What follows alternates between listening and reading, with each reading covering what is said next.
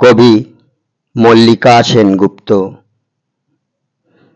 যিনি আমাদের মধ্যে আজ আর নেই, রেখে গিয়েছেন তার কিছু কলমের আঁচড়।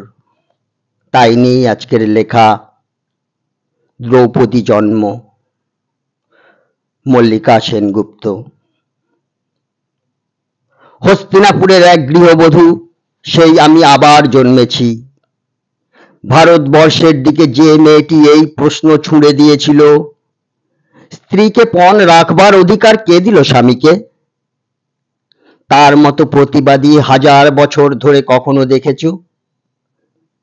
সেই দিন নেশাগ্রস্ত রাজা যুধিষ্ঠির ভারত কাঁপানো সেই কুপ্রস্তাব পেশ করলেন। যিনি নন অতি খর্বা, অতি কৃষ্ণা, কৃষা বা রক্তাভ, পদ্মপলাশ চোখ, সেই নারী দ্রৌপদীকে পণ রাখলাম। পৃথিবী তখনও কিন্তু ধ্বংস হয়ে যায়নি মানুষ। ভারতের ইতিহাসে বাকি ছিল আরো দুর্ঘটনা। সভাঘর ক্ষুব্ধ হলো, বৃদ্ধেরা ধিক্কার দিল। ভীষ্ম হতবাক সেই দিন। আপনারা জানেন, বিদুর এবং গুরু দ্রোণাচার্য দু হাত মাথায় দিয়ে চুপচাপ মোহগ্রস্ত বসে রইলেন। খুশি গোপন না করে ধৃতরাষ্ট্র বললেন, কে কে জিতল, কে?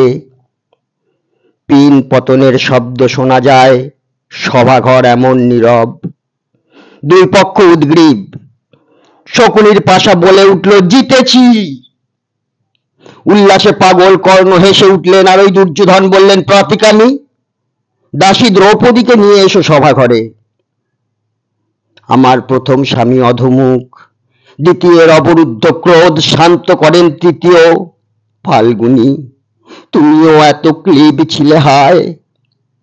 আমি প্রশ্ন পাঠালাম, প্রাতিকামী, জেনে এসো প্রাজ্ঞদের থেকে, নিজেকে না দ্রৌপদীকে ধর্মরাজ কোন বাজি আগে হেরেছেন?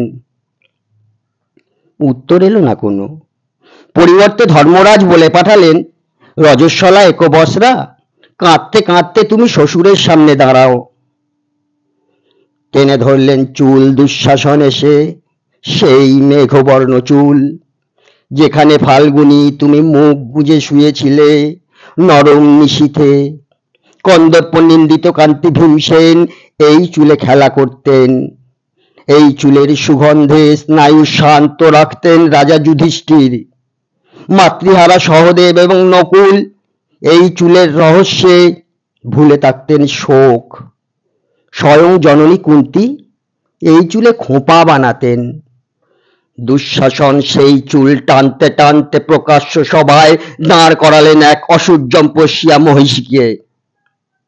তোমরা পুরুষজন বাঁ হাতে নারীকে ঠেলে অন্দরে পাঠাও, ডান হাতে তোমরাও গা থেকে কাপড় টেনে খুলে নাও উন্মুক্ত বাজারে।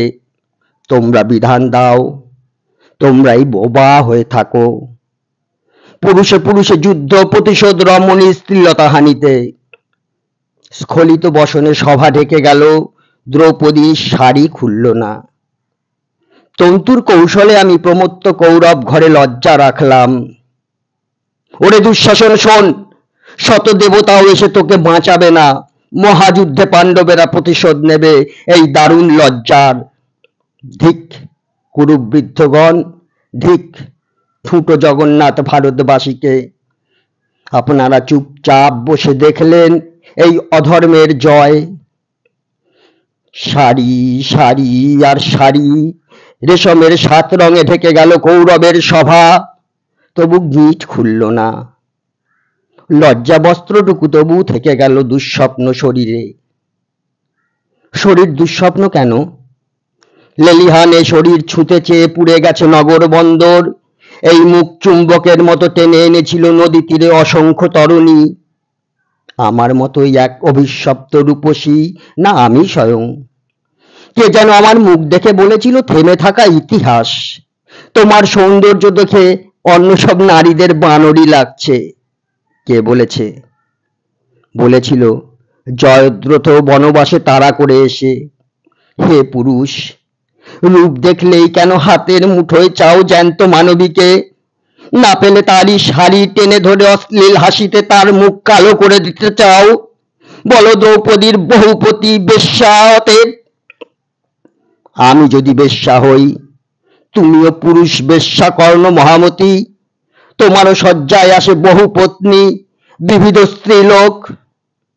তুমি যে নিয়মে চলো, সে নিয়মের অধিকার আমারও থাকুক। তোমরা যে গ্রন্থ লেখো, সেই গ্রন্থ আমরাও উল্টে দিতে পারি। শোনো কর্ণ, শোনো সভাজন, তোমাদের ছাইপাশ বিধিনিষেধের দিকে একটি বঙ্কিম প্রশ্ন। যখন আমি প্রশ্ন করি, তোমরা ভয় পাও। ভীষ্ম পিতামহ আমার, তুমিও মুখ লুকাও। ধৃতরাষ্ট্র বলুন, আমি কলঙ্কের যোগ্য কিনা আজ? শ্রীগাল গাধা উঠল ডেকে, অশুভ সব শব্দ মহারাজ। দুর্যোধন উরু দেখান, উরুর নিচে শানিত অপমান। হতচেতন যুধিষ্ঠির বোঝেন না তো কিছুই, মহাপ্রাণ। ঝড়ের মতো ফুঁসে ওঠেন একাই ভীমসেন, অর্জুনের আঙুল তাকে শান্ত রাখছেন। এত সকল কাণ্ড শেষে ধৃতরাষ্ট্র আসরে নামলেন। বলেন তিনি, কৃষ্ণা, তুমি কি বর চাও বলো। তারপর আমি দুটি মাত্র বর চাইলাম। প্রথম, হে পিতা, যদি প্রসন্ন থাকেন তো এই বর দিন যে সর্বধর্মচারী যুধিষ্ঠির যেন দাসত্ব থেকে মুক্ত হন। দ্বিতীয় বরে দাসত্ব মুক্ত হোক বীরশ্রেষ্ঠ ভীমসেন, অর্জুন, নকুল ও সহদেব। বর চেয়েছিলাম করজোড়ে, দাঁতে দাঁত চেপে। যুধিষ্ঠিরের ধর্ম আর অর্জুনের গান্ডীবের প্রতি আমার সমস্ত সন্দেহ অপ্রকাশিত রেখে, বিশ্ববন্দিত স্বামীদের প্রতি আমার ক্রোধ ও সন্দেহ তো প্রকাশ করা যাবে না। সভাজনের কাছে তারা হাস্যাস্পদ হবেন। ধৃতরাষ্ট্র তৃতীয় বর নিতে অনুরোধ করলেন। আমি নিলাম না, কারণ হে সভাজন, লোভে ধর্ম নাশ হয়। বৈশ্য 1 বর, ক্ষত্রিয়ানি 2 বর, রাজা 3 বর এবং ব্রাহ্মণ 100 বর নিতে পারেন। আপনাদের মহাগ্রন্থে এই বিধান আছে। যে রাজ্যপাট যুধিষ্ঠির নিজ দোষে হারিয়েছেন, আমি তৃতীয় বর চেয়ে সেই রাজ্য ফেরত চাইব না। রাজ্য উদ্ধার করবেন আমার পৌরুষগর্বী স্বামীরা। কারণ আপনাদের মহাগ্রন্থে রাজত্ব বিস্তারী পৌরুষের শর্ত। আমার এই আশ্চর্য সিদ্ধান্তে সভা হতবাক হলো। শুধু কর্ণ বললেন, দ্রৌপদী দুঃখ সাগরে ডুবে থাকা পাণ্ডবদের নৌকার মতো পার করলেন। ইতিপূর্বে আর কোনো নারী এরকম কাজ করেছেন বলে শুনিনি। আমার স্বামীরা মাথা নিচু করে বসে থাকলেন। এছাড়া আমি আর কি করতে পারতাম? অনেক পরে আমার ক্রোধ বিস্ফারিত হলো, যেদিন বনবাসের ঘরে কৃষ্ণ এসে সামনে দাঁড়ালেন।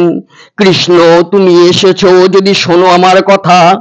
আমার কোনো যুধিষ্ঠির ভীমার্জুন নেই, আমার কোনো পুরুষ নেই, দ্বৈত নেই, বন্ধু নেই, পিতা বা ভ্রাতা নেই, আমার কোনো সমাজ নেই, পায়ের মাটি নেই। মধুসূদন, তুমিও নেই, তুমিও পাশে ছিলে না সেই দিন। আমাকে যারা শোণিতময় দেখেও হেসেছিল, আমাকে যারা কলুষ হাতে স্পর্শ করেছিল, এখনো তারা পৃথিবী জুড়ে দাপটে বেঁচে আছে এবং আমার স্বামীরা আজ সন্ধি চাইছেন। ঠিক আমার বেঁচে থাকার দুঃখ ইতিহাসে। তারপর পদ্মকোষের মতো 2 হাতে মুখ ঢেকে আমাকে কাঁদতে দেখে কৃষ্ণ বললেন, ভাবিনি, তুমি যাদের উপর ক্রুদ্ধ হয়েছ তারা ধ্বংস হবে, অর্জুনের স্বরে আচ্ছন্ন হয়ে মাটিতে শোবে।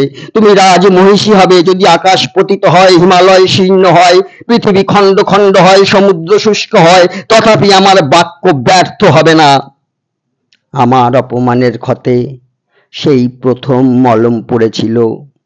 আমার মরুভূমির বালি সেই প্রথম অশ্রু শিখেছিল। কৃষ্ণ, তুমি আমার মনে সেই প্রথম বন্ধু হয়েছিলে। সেই প্রথম ভারতভূমি তোমার প্রায় প্রণাম করেছিল। সেই প্রথম ভারতভূমি তোমার পায়ে প্রণাম করেছিল।